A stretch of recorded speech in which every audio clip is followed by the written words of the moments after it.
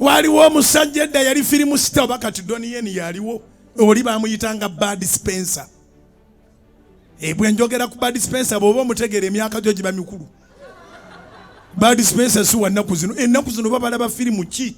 Abamu balaba ebimenke, olaba ekintu kitambula kisinga ekibuga obuwanvu. Eyo si firimu, muli mu bintu bya kitumbaavu. Bud Spencer yayingiranga n'akuba ebbaala n'agimaliriza.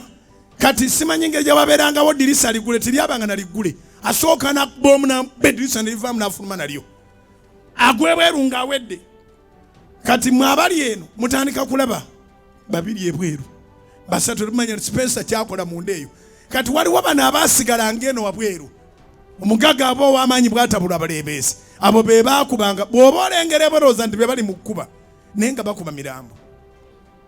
Bud Spencer yagenda ng'ofulumya omuntu ng'awedde. Kati eno ebweru ne weekyanga n'osota n'ojjayo obukodi bunene nga obukodi obw'ojjayo bw'okubataddiza baamumalidde munda. Tulina Bud Spencer mu kkanisa bamuyita Kristo. Kubira Mukama engalo ez'amaanyi obanga amagezi gazze.